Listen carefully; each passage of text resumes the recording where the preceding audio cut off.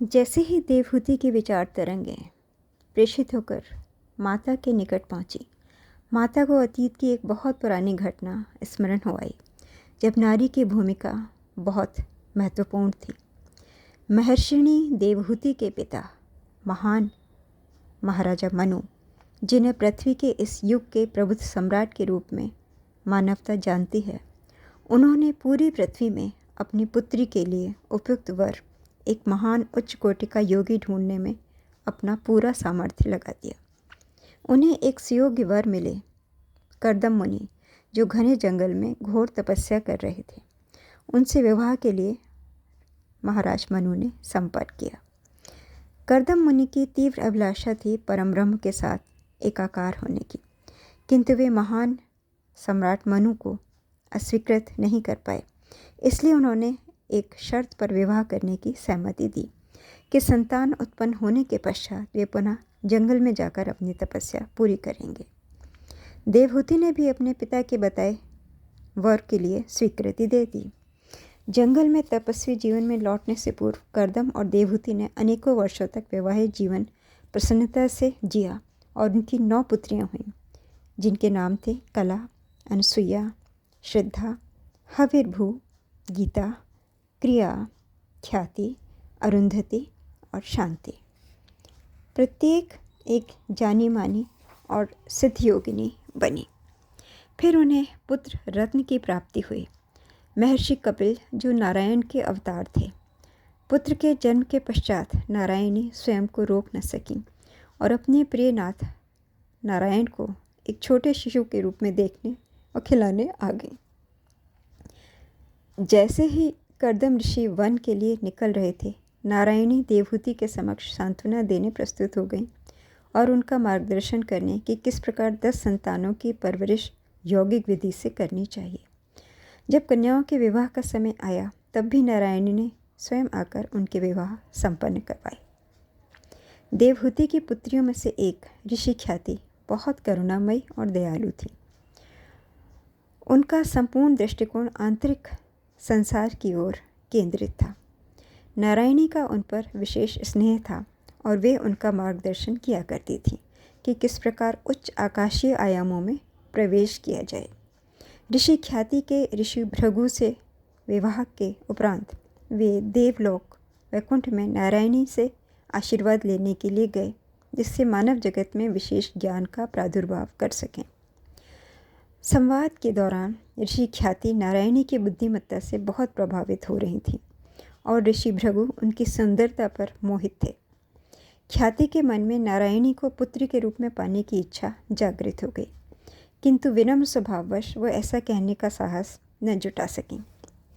पत्नी की इच्छा को ऋषि भृगु समझ गए और देवी नारायणी से उन्होंने विनय प्रार्थना की कि मानव जाति के कल्याण हेतु वे उनकी पुत्री के रूप में धरती पर जन्म लें, जिसे नारायणी ने स्वीकार किया, किंतु केवल नारायण से ये आश्वासन प्राप्त करने के बाद कि वे उन्हें सही समय पर वैकुंठ में वापस ले जाएंगे।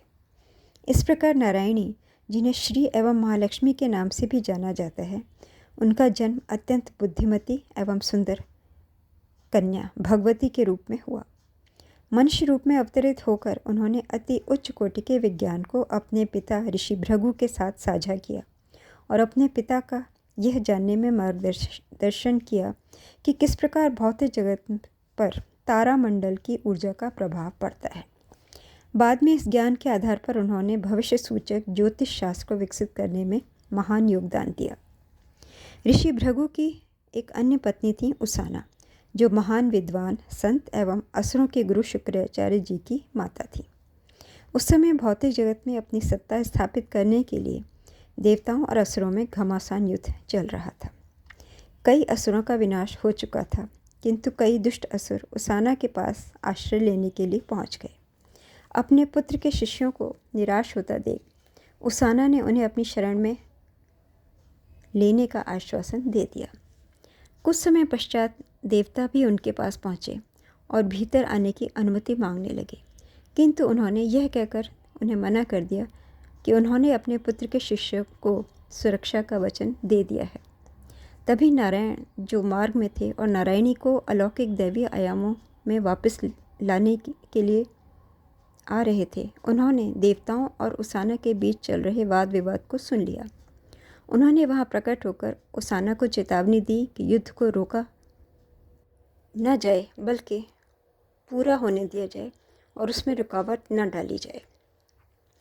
किंतु उसाना ने यह कहते हुए मना कर दिया कि उसने असुरों को सुरक्षा देने और अपनी शरण में रखने का वचन दे रखा है। अपने वचन से विमुख होना दुर्भाग्यपूर्ण है, किंतु धर्म के विरुद्ध जाना उससे भी कहीं अधिक बड़ा दुष्कर्म है। इंसान को दोनों से मिलने वाले कर्म फल के विषय में विचार करके कार्य करना चाहिए। नारायण ने शांत स्वर में उसाना को समझाया, मैं आपसे विनती करता हूँ कि देवताओं को उनका काम पूरा करने दीजिए। ये संपूर्ण मानव जाति की सुरक्षा के लिए बहुत महत्वपूर्ण है। उसाना अपनी जिद पर अडिग रहीं। इससे नारायण दुविधा में पड़ गए। तभी वहाँ भार्गवी पधारी। इस प्रकार की दुर्दशा देख वे उसाना के पास गईं और प्रार्थना करने लगीं, माँ, आपको अपना जीवन गंवाना पड़ेगा यदि आपने ये विनती स्वीकार नहीं की। मैं आपको असुरों को दिए गए वचन से मुक्त करवा दूंगी। असुरों ने बहुत से मनुष्यों की हत्या की है। आपको न्यायपूर्ति के काम में बाधा नहीं डालनी चाहिए।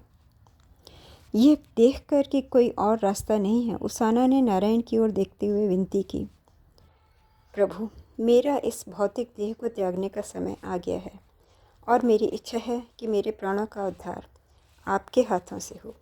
कृपया इस कठिन स्थिति से उबारने के लिए मेरी सहायता कीजिए। मैं अपने वचन के विरुद्ध नहीं जा सकती और मैं धर्म के मार्ग में बाधा भी नहीं डालना चाहती। मैं स्वयं को आपके चरणों में समर्पित करती हूँ। उसी पल नारायण नीचे पहुँचे और धीरे से उसाना की आत्मा को उसके शरीर से अलग कर उसे अकर्म के कष्ट से मुक्त कर दिया। फिर पीछे हटकर देवताओं को असुरों का वध करने की अनुमति उन्होंने दे दी। इसके बाद देवता भाग खड़े हुए। ऋषि भृगु अपनी तपस्या से बाहर आए।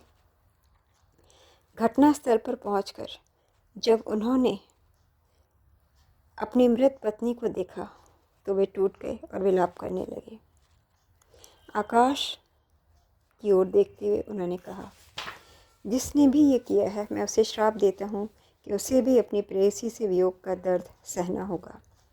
इस श्राप के शब्दों में अत्यधिक ऊष्मा व ऊर्जा भरी थी, क्योंकि ऋषि भृगु तपस्या से वापस आए थे और उनके भीतर तप के प्रभाव से आध्यात्मिक शक्तियाँ अपनी चरम सीमा पर थीं।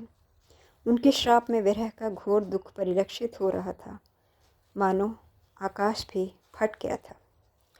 नारायण ने छाया से बाहर निकलकर ऋषि के कष्ट को महसूस करते हुए कहा, मैं आपका दर्द हरने के लिए तैयार हूँ और आपके अभिशाप को स्वीकार करता हूँ।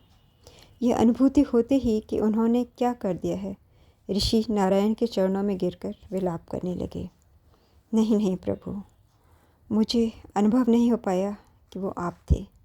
दया करके इस अभिशाप को वापस लेने में मेरी मदद कीजिए। उन्हें कोमलता से उठाते हुए नारायण ने कहा, ऋषि, मैं आपका कष्ट दूर करके स्वयं उसे झेलने के लिए तैयार हूँ। भविष्य में जब मैं और नारायणी पृथ्वी पर मानव रूप में जन्म लेंगे। पिता की यंत्रणा से व्याकुल होकर भार्गवी ने करुणा भाव से नारायण की ओर देखा। वो सहजता से अपने पिता की व्यथा को दूर करने में सहभागी होगी, ऐसा उसका निर्णय था। ऋषि भृगु की पहली पत्नी ख्याति ने जैसे ही इस अभिशाप की घटना को सुना, जो त्रिलोक में गूंज रहा था, वो ध्यान अवस्था से निकलकर घटनास्थल की ओर पहुंची।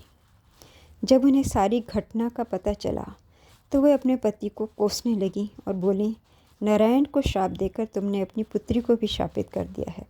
भला कोई पिता ऐसा करता है? तत्काल ऋषि भृगु को अनुभव हुआ कि नारायण का उनकी पत्नी से अलगाव का अर्थ उनकी पुत्री के लिए भी उसी वियोग का महान कष्ट सहना होगा। उसको अपनी बाहों में भरकर उन्होंने फिर से क्षमा याचना की और दोबारा इस श्राप से विमुक्ति के लिए नारायण से अनुरोध करने लगे। ऋषि का श्राप वापस नहीं हो सकता था, नारायण ने कोमलता से बताया, किंतु उसका प्रभाव कम किया जा सकता था। ऋषि पत्नी ख्याति ने कहा, इस अलगाव का असर आंशिक होने दें और अपने चयन के समय इसे प्रकट करें जब ये दुनिया के लाभ के लिए हो। तथास्तु, जब सही समय होगा, जैसे कि आपने कहा, तभी यह फलित होगा, नारायण ने उत्तर दिया। फिर भार्गवी की ओर घूमते हुए उन्होंने कहा, चलो अपनी वापसी का समय आ गया है। भार्गवी ने अपने माता पिता ऋषि भृगु व ऋषि ख्याति दोनों के चरण स्पर्श किए। उनकी माँ ने उन्हें उठाया और एकांत में समझाया। एक समय था जब ऋषि मुनियों के कारण और प्रभाव के कानून को लागू करना आवश्यक था, किंतु अब ऐसा नहीं है। जबकि ऐसी संवेदना का समय बीत रहा है, तो आप इस निंदित परंपरा को दूर करके इस शक्ति को अपने हाथ में ले लीजिए, जिससे आने वाले समय में इसका दुरुपयोग संभव ना हो। अपनी माँ की आंखों में निहारते हुए भार्गवी ने सिर हिलाया और अपने वास्तविक स्वरूप में लौट आईं, और फिर नारायण और नारायणी ने विदा लिया। लंबे अंतराल तक माता एकांत में बैठी रहीं। जब ये सारी स्मृतियाँ उनके मानस पटल पर उभर रही थीं, तो क्या ये कारण है मेरा श्री राम से वियोग का? उन्होंने ऋषि देवहूति से पूछा। उस महान साध्वी ने अपनी सहमति दी। यह वर्तमान परिस्थिति आप दोनों ने ही मिलकर रची है, रावण को मुक्त करने के लिए। जिस वियोग की बात की गई है वो भविष्य काल में निश्चित है, किंतु अभी आप उसके विषय में विचार मत कीजिए। अभी आपके सामने एक महान युद्ध है। जब समय आएगा तो आपको पता होगा कि आपको क्या करना है, और वो सब विश्व के कल्याण के लिए होगा, ठीक वैसे ही जैसे मेरी पुत्री ख्याति ने आपको बताया। मैं भी आपको कुछ दिखाना चाहती हूँ प्रिय पुत्री, जो आपको अनुभव कराएगा आपके कर्तव्य के विषय में। जब ये सभी घटनाएं व्यतीत हो जाएंगी, मुझे अपना हाथ दो। माता का हाथ थाम वे दोनों अपने दिव्य प्रकाश में स्वरूप के साथ अयोध्या सरयू नदी पर पहुंच गईं। जैसे ही वे वहां पहुंचे, माता ने बहुत सुंदर मंत्रोच्चार की ध्वनि सुनी। ब्रह्म मुहूर्त का समय था, भोर होने को थी। सूर्य की रश्मियाँ क्षितिज से उभरकर उषा काल की बिखरी गुलाबी छटा में सरयू की लहरों पर झीनी झीनी सुनहरी चादर बुन रही थी। रात्रि का घनघोर अंधकार सिमटकर चारों ओर प्रातः का प्रकाश पूरे वातावरण को अलौकिक दिव्य बना रहा था। साथ ही जय माता सीता की सुमधुर मध्यम ध्वनि अपना संगीत झंकृत कर रही थी। माता के मुखड़े पर प्रसन्नता व आश्चर्य की लहर दौड़ पड़ी। दर्जनों स्त्रियां वहां जमा होकर उनका नाम जप कर रही थीं और उनकी सुरक्षा के लिए परमात्मा से प्रार्थना कर रही थीं। यही वह शक्ति है जिसने आपके चारों ओर एक सुरक्षा कवच तैयार कर रखा है। आपके अयोध्या से निष्कासन के बाद ये स्त्रियां प्रतिदिन नदी पर आकर जप करती हैं और आपकी सुरक्षा के लिए प्रार्थना करती हैं। शुरुआत में केवल एक ही स्त्री थी, वो स्त्री जो पानी के अंदर है। देवहूति ने एक स्त्री की ओर संकेत किया जो घुटने तक पानी के भीतर थी। उसकी आंखें बंद थीं और वो दोनों हाथ जोड़कर प्रार्थना की मुद्रा में खड़ी थी। फिर अन्य स्त्रियां भी आने लगीं। जब आपके अपहरण का समाचार अयोध्या पहुंचा, दर्जनों अन्य स्त्रियां भी उसका साथ देने के लिए यहाँ आने लगी। हर सुबह चाहे कोई भी ऋतु हो, वर्षा, बादल, बिजली का कड़कना, तूफान या आंधी, कुछ भी इन स्त्रियों को रोक नहीं सकता। ये शक्ति है इन सभी स्त्रियों की। इनकी भक्ति और श्रद्धा का सुरक्षा कवच रावण भी नहीं भेज सकता। यहीं से आपका कार्य आरंभ होता है। सीता, वे बीज जो भविष्य के लिए आप बो रही हैं, जब नारी को सशक्त बनने की आवश्यकता होगी। आपके जीवन का उद्देश्य केवल आज और अभी के लिए नहीं है सीता, बल्कि आगे आने वाली सदियों में भी भविष्य की समस्त नारी जाति के लिए है, जो आपके द्वारा दिखाए गए मार्ग पर आगे बढ़कर अपना भविष्य प्रशस्त करेंगी। मैंने उनकी आस्था की शक्ति महसूस की है माता, किंतु मैं नहीं जानती थी कि ये सब कहाँ से आ रहा था। मैंने अयोध्या से आते हुए महान प्रेम के प्रवाह का अनुभव किया था, किंतु मुझे लगा कि वो प्रेम उनके महाराज श्री राम के प्रति है। मैंने कभी नहीं सोचा था कि अयोध्या की नारियां अपने हृदय में मेरे प्रति इस प्रकार की भक्ति व प्रेम रखती हैं, क्योंकि जब मैंने राज्य का त्याग किया था, मैं एक दूसरे प्रदेश से आई थी। ये नारियां जानती तक नहीं कि इन्होंने किस प्रकार की शक्ति का संपादन कर दिया है। ये आपकी मंगल कामना की प्रार्थना कर रही हैं, जिसने अनजाने में ऐसी महान सुरक्षात्मक ऊर्जा उत्पन्न कर दी है जो चारों ओर से आपकी रक्षा कर रही है। इन महिलाओं के प्रेम व भक्ति को आत्मसात कर सीता आनंदित हो उठी। माता के समक्ष आए सभी दृश्य, वे स्त्रियाँ, सरयू नदी, सूर्य का उदय होना इत्यादि सब धीरे धीरे धूमिल हो गए। इससे पहले कि वे कुछ जान पातीं, उन्होंने स्वयं को फिर अशोक वृक्ष के नीचे पाया। ऋषि देवहूति के प्रकाश में छवि भी धुंधली होने लगी। दादी, मुझे छोड़कर मत जाइए, माता ने उदास स्वर में कहा।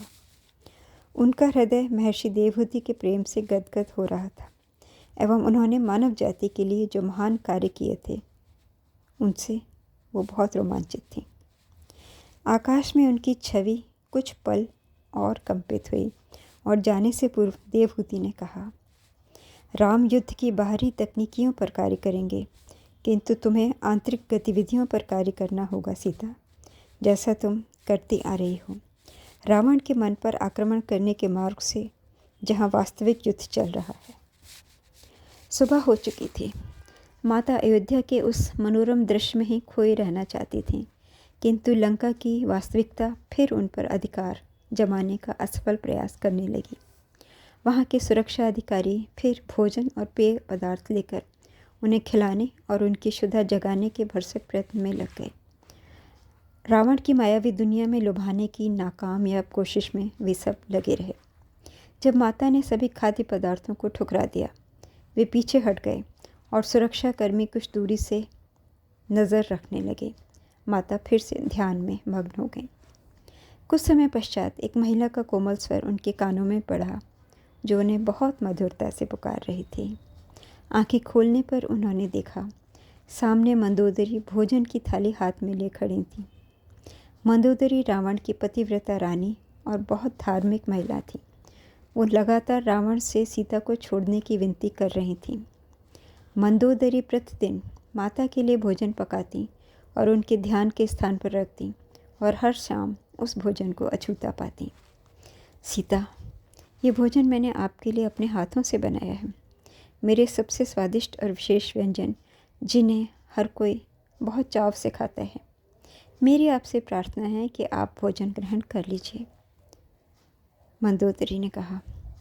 माता शांत थी। उन्होंने मंदोदरी की ओर देखा।